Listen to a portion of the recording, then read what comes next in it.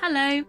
So today we're going to be learning how to thread a needle and tie a knot in the end, ready to start doing some sewing techniques. So this video is for beginners and we're going to go through it nice and slowly so that you can do it along at home at the same time. So what you need is a needle and some thread, probably some cotton. I've used 2 strands so that it's easier to see while we're filming. This is a regular cotton. You can see how thin that is. So I've got a needle here which has quite a big eye. The eye is the hole in the top end of the needle. You might have a needle with a much smaller eye and is sharper at the end. I'm just using a big needle with a big eye so it's easier to demonstrate for you on the video, but you can use whatever needle you're comfortable using. This one's a bit blunter because it's an embroidery needle that you would normally use on fabric called Ada that already has holes in it, so it doesn't need to pierce the fabric, whereas a regular needle you'll use with cotton needs to be able to pierce, so it's sharper. So I've got my thread, I'm taking that between my fingers and I've got my needle and I just pull that over the needle so it's creating a loop around it. So over the needle and around, and I'm using my forefinger and my thumb to slide that off the needle so that I've then got a loop here in my right hand. And then I'm just going to push that loop through the eye of the needle, and I've just folded this over so there's no loose ends to fly around and try and have to push through the hole. This keeps it a bit neater and easier, hopefully. So then we just push the eye of the needle through that loop and pull the loop through and pull it out.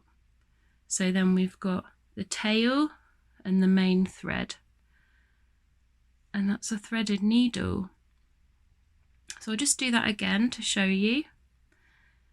So in my right hand I've got the thread, in my left hand I've got the needle. You might have it the other way around.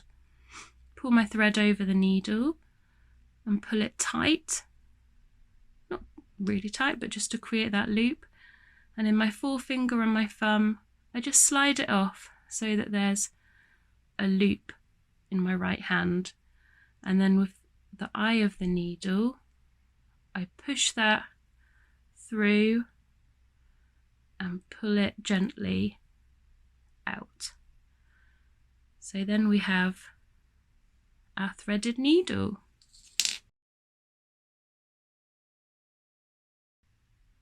Okay, so we've threaded our needle and now we need to knot the other end to stop it from pulling through the fabric that we're stitching on, which would be really frustrating.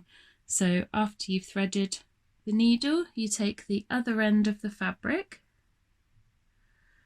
you just wrap a loop over your forefinger like this. So I'll just do that again. So I put the end of the thread over my finger, just holding it down with my thumb and pulling it around to create a loop. My thumb just goes over the cross there, and then you pull the loop over so it's off of your finger, and then your little tail you just bring up and push it through the loop, and then you can pull your thread so that you've got your knot. So there's a knot. That's quite a small knot. You might want to have a bigger one to make sure it's definitely not going to come through that fabric. You just want to practice your knots. So we can repeat that. So thread over the finger and pull the thread round to create a loop. And then we just put our thumb over the cross, pull the loop over the finger, and then we just pull that tail through the loop, and then we can tighten it so that we've got our knot.